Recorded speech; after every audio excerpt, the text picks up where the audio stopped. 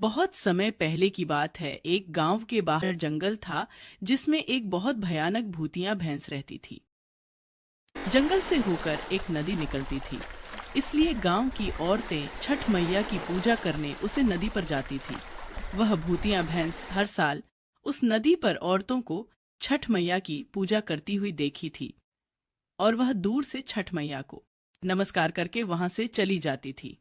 लेकिन इस बार उसने सोच लिया था कि वह भी छठी मैया का पूजा जरूर करेगी। यही सोचकर वह उदास मन से अपने घर लौट रही थी कि तभी उसकी मुलाकात एक इंसानी भूत से हो जाता है और वह भूतिया भैंस को उदास देखकर उससे पूछता है।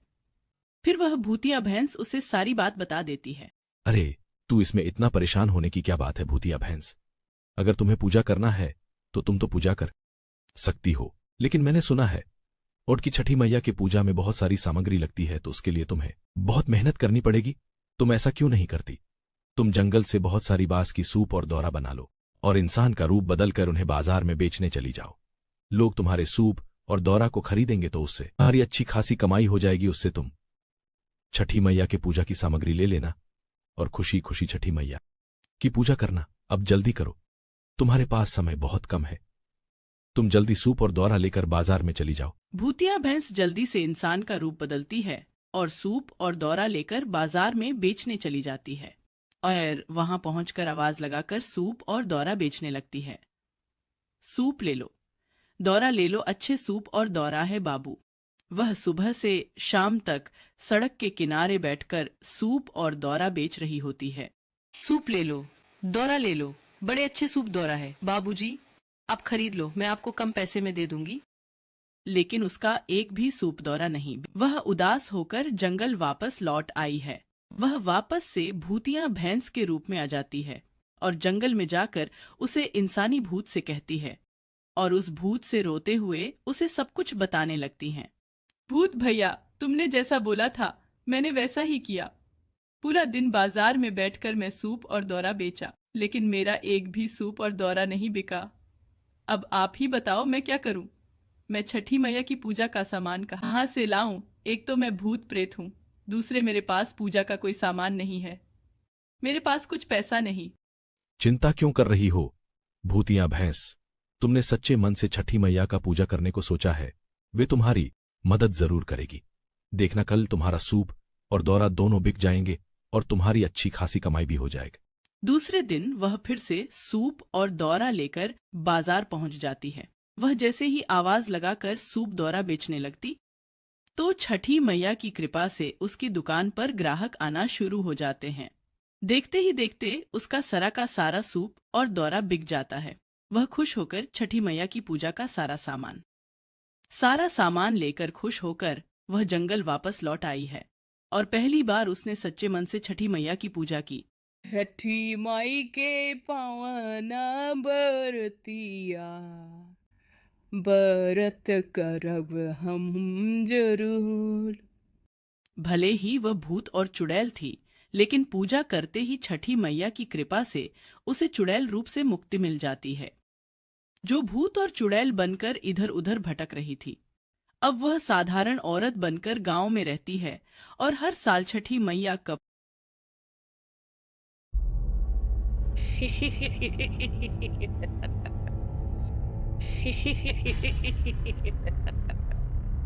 पुराने जमाने की बात है। किसी गांव में अजीब घटना घटती रहती थी।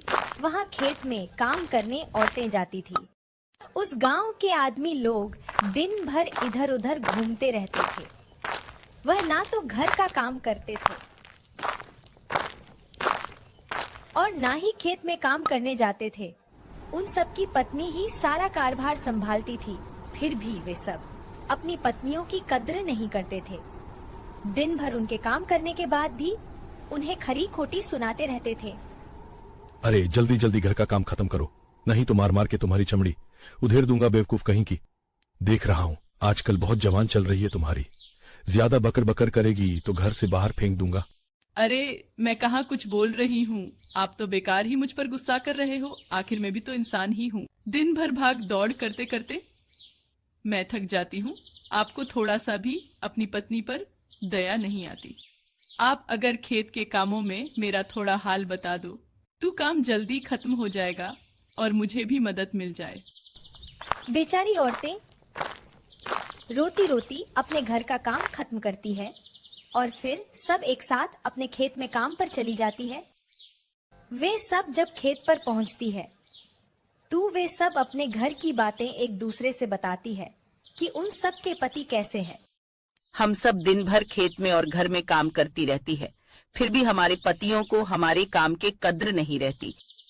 अगर ऐसा चलता रहा तो एक दिन हमारे बच्चे भी हमारे काम के कद्र नहीं करेंगे। हमें इन्हें सबक सिखाना पड़ेगा। अरे लेकिन हम क्या कर सकते हैं? हम तो कोई भूत चुड़ैल है नहीं कि जो इन्हें डरा के धमका के सबक सिखा सके। एक तो हम दिन भर घर का काम करें, ऊपर से खेती बाड़ी भी संभाले और हमारे पति हमें धमकी देते रहते हैं। उनकी सारी बातें वहां पर खड़ा भूतिया भैंस सुन रहा था। क्योंकि वह बहुत दिनों से भूखा था, उसे इंसानों की तलाश थी। वो बहुत खुश होता है और रात में गांव में जाने के लिए सोचने लगता है। जैसे ही रात होती है वो गांव में घुस जाता है। तभी उसे एक इंसान अपने घर के बाहर सोया हुआ दिखाई देता है। वह उसे घसीटता हुआ अपने ठिकाने पर लेकर जाता है और उसे मार कर खा जाता है और सारे गांव वाले डरने लगते हैं। भाई, हमें तो लगता है हम जिस भूतिया भैंस के चर्चे अपने आसपास के गांव से सुनते आ रहे हैं, वही भैंस हमारे भी गांव में आ गई है। अब हम भी रात में घर के बाहर नहीं सोएंगे। क्या पता भैंस हमें उठा कर ले गई तो हम क्या करेंगे? वैसे तो हमें डरने की जरूरत नहीं, क्योंकि हम तो घर पर ही रहते। डरने की जरूरत तो हमारी पत्नियों को है, जो दिन भर काम करती है। अगर वह भूतिया भैंस उन्हें ले गई तो हमारे लिए तो अच्छा ही होगा, क्योंकि मैं तो अपनी पत्नी से तंग आ गया हूँ। दिन भर मुझे ताने मारती रहती। पूरे गांव में डर का माहौल फैला हुआ था। सभी शाम होने से पहले अपने अपने घरों में छुपा कर बैठ जाते थे। लेकिन उसे गांव में एक औरत शाम होने तक घर के बाहर ही काम कर रही थी। उसे दिन भर काम करता देखकर उसकी सासू माँ को बहुत बुरा लगता है और वह अपने ही नसीब को कोसते हुए अपने बेटे को डांटने लगती है। अरे तुझे तो कुछ लाज शर्म नहीं है। दिन भर गांव के लोगों के साथ इधर से उधर घूमता रहता है।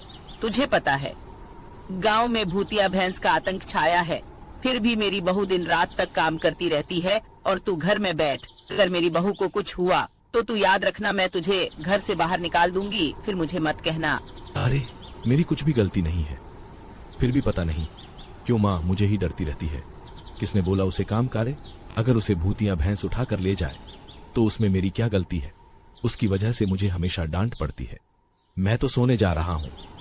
सुबह माँ पूछेगी तो बता दूंगा कि मैं भी भूतिया भैंस के डर से जल्दी सो गया। वह भी अपनी पत्नी को अकेला छोड़कर सोने चला जाता है। तभी भूतिया भैंस वहाँ पर आ जाती है। अरे आजकल तो मेरे नसीब खुल गए हैं। हर रोज मुझे शिकार मिल जाता है।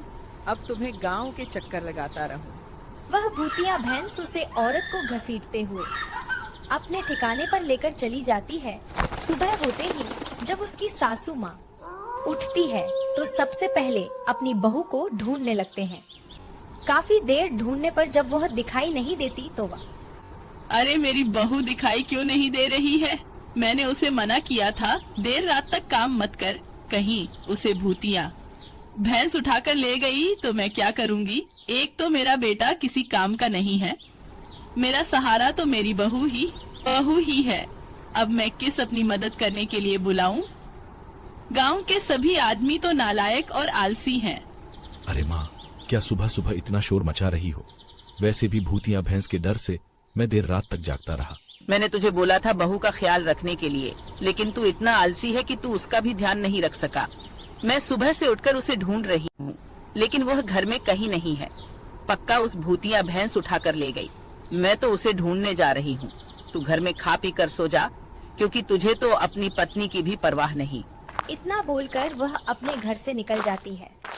सीधे वहीं पहुंचती है जहां वो भूतिया भैंस उसकी बहू को लेकर गया। अरे माँ, तो अकेले ही जंगल चली गई। मुझे भी जल्दी जाना होगा, नहीं तो गांव के लोग क्या कहेंगे, मेरी बदनामी हो।